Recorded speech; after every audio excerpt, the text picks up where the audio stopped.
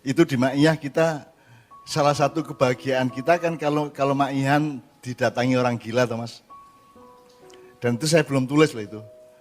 Yang orang gila datang itu kan yang paling membahagiakan kita dan semuanya luar biasa menurut saya. Semuanya sangat jelas sebagai tanda-tanda dari kekuasaan Allah. Dan kita menemaninya sampai detail, kita bisa saya menceritakannya sampai yang sekecil-kecilnya. Sing aku sing ora iso tak tulis, Mas. Karena apa? Karena orang mungkin kowe pembaca iso misalnya ini, Mas. Aku Ma'iyahan Kartolo syukuran apa kae? Kartolo mantu, Mas, terus kita Ma'iyahan di depan rumah Kartolo. Terus ada ibu-ibu berpakaian sangat minim, gondal gandul naik panggung, Mas. Coba piye iki? Kuwi nek karo ustad kan wis diusir kuwi to. Kuwi polisi, satpam dan semuanya juga ingin, tapi kan saya tidak boleh diusir.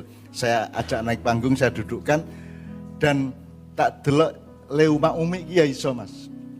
Cerita Kiai Kanjeng didatangi orang gila itu banyak sekali, Mas. Yang serem, yang lucu, yang mesake, yang macam-macam. Sangat banyak dan itu membahagiakan Kiai Kanjeng.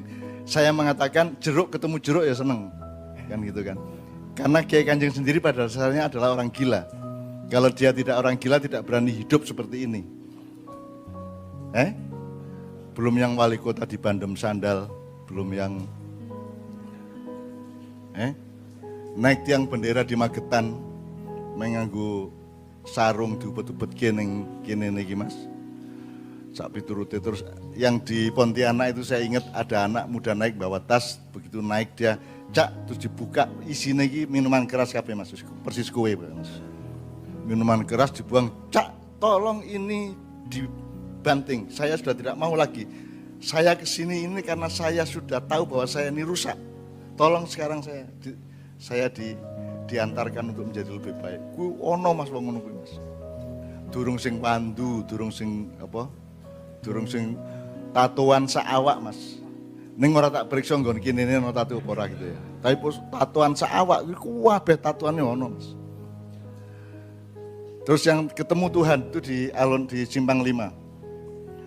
Kita enak-enak selawatan ada orang naik kok. Aku wis ngerti Gusti Allah ini ning ndi omahe, coba kuwi, Mas. Ono ngono kuwi. Ning ndi ya ngono? Bloro. Gusti Allah ning Bloro jebule. Ono kuwi. Wonge gede banget ke to. Gede gempal ngono kae dan saya harus ngelus dan sepanjang saya ketemu sama orang yang disebut gila itu, Mas, tidak pernah ada kesulitan, mereka mesti manut sama saya. Artinya tak rangkul, tak bisi ingin manut, tak kon lungguh-lungguh. Dan seterusnya itu banyak sekali terjadi. Terus yang paling dahsyat itu menurut saya di mana Kemang Pratama ya. Ini, tadi ono cah wedok, Mas.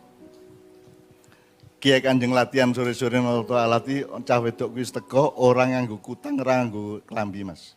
Gondal gandul kae, mongko umure 17 tahun. Kelak saya tahu nanti malamnya saya tahu dia umur 27 tahun. Jadi setengah muda kae. Akhirnya saya minta adik saya Nadroh untuk carikan baju, akhirnya dia pakai bajunya Andi Subiakto toh. Terus kita antar untuk mandi, dipakai, terus saya naikin panggung, Mas, di Kemang Pratama Jakarta Timur ya. Nah dia selama di panggung ini jenenge Cahedan ya. Iki bupati sebelah kananku, dek iki nang bupati nglendet ngene iki, Mas. Sepanjang acara itu nglendet ngene iki. Yes meneh ya. Tapi ketika mulai jam 11 ini apa teman-teman kita kan belajar lagu dari dia ya. Apa toh? Ya. Jadi dia jam 11 toh merebut mic saya. Ya, terus dia nyanyi Alif di fathah a di fasroi di dhamma Kiai Kanjeng langsung jreng cek jeng jreng terus jadi lagu, Mas. Jadi orang yang ngelihat itu seakan-akan akan menyangka seakan-akan si namanya anak ini Khalifah seakan-akan dia sudah latihan sama Kiai Kanjeng, terus akhirnya jadi lagu Alif Bata itu ya. Alif di fathah ba, alif di kasroi itu kan pelajaran ngaji huruf hijaiyah awal-awal. Alif fathah A, alif kasroi, alif dhamma U. Dan acara malam itu adalah acara untuk meresmikan berdirinya TPQ di di tempat itu dan Allah menyuguhkan si khalifah ini, bukan khafifah ya, khalifah ini untuk memberikan satu lagu alif di Fathah itu. Nah itu jam 11 malam. Terus setelah dia nyanyi itu diiringi Kiai Kanjeng, dia mulai agak sedikit normal. Kemudian ketika kira-kira setengah 2 malam, ini saya cerita aja Mas Amo ya. Setengah 2 malam, ketika kita sudah mau mengakhiri acara, biasanya kita selawatan terakhir, dia rebut mic saya Mas, dan dia yang bilang, Ya Allah biha, bi husnil khotimah, bisnul khotimah. Dia yang memimpin selawatan terakhir Mas. Gitu, jadi gue aja dumeh lah karo menungso iki. Anak gila yang tadi sore susunya kelihatan, dan panitia tidak marah kepada anak itu karena disangka, menurut mereka itu perewangan saya. Coba, oh dari Kiai Kanjeng iki duwe perewangan cah wedok muda kuwi kan gitu. Ono ngono kuwi Mas. Nah terus, jadi ketika acara kita akhiri itu teman-teman semua jamaah di lapangan itu menangis betul menangis terharu melihat khalifah berselawat terakhir itu ya. Terus kita doa bersama. Setelah itu khalifah sudah sembuh normal, kemudian dia mencium tangannya Pak Bupati, minta maaf, mencium tangan saya, dan dia bilang kepada semuanya, saya minta maaf kalau saya berlaku kurang sopan dan seterusnya. Pokoknya dia normal kembali. Terus setelah itu saya minta Nadro dan teman-teman Kiai Kanjeng untuk mengantar dia ke rumahnya. Rupanya dia sore tadi itu berjalan Pak Muzamil 35 km dari pantai utara menuju Kemang Pratama itu. Karena kenapa kamu ke sini? Loh tadi saya dari desa saya itu saya pergi dari rumah karena ada cahaya. Nah saya berjalan mengejar cahaya itu, kemudian cahaya itu hilang ketika saya sampai di sini. Kan gitu. Itu piye ngono ki Mas? Ngono ki piye ki? Gimana kamu memahaminya, bagaimana itu? Itu keajaiban-keajaiban dahsyat-dahsyat seperti itu banyak sekali kita alami dengan Kiai Kanjeng, dan Kiai Kanjeng sangat seneng kalau ada gitu-gitu. Di sini ini ada petugas yang ngelihat jin, ada petugas yang ngelihat hantu, ada petugas yang ngelihat santet dan seterusnya. Karena waktu di Tuban Mas Nomo, Mas Nomo, ketika kita pentas di Tuban yang tahun berapa itu keturun kabeh Mas. Kiai Kanjeng iki keturun kabeh, yoyo ngebas dhewe ning tangane mlaku dhewe ki lho Mas.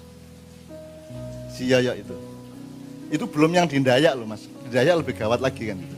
Itu di Tuban iki keturun kabeh ning gara aku ijen karo Pak Bupati kae. Negara aku ijan sing isi urip lah, isi tangi kan itu. Teman sekalian, ini untuk merespon mengenai nek arep mari mangan asu ya, bahwa dunia ini tidak seperti yang Anda sangka, bahwa dunia jauh lebih luas daripada yang Anda ketahui, kan begitu Mas Zamil ya. Maka ketidaktahuan itu harus menjadi pedoman yang lebih mendasar dibanding pengetahuan. Karena yang Anda ketahui itu jauh lebih sedikit daripada yang Anda ketahui. Nah, orang Barat itu susahnya adalah tradisi modern, yang dia tidak ketahui dianggap tidak ada, kan begitu. Dia tidak akui, kan begitu.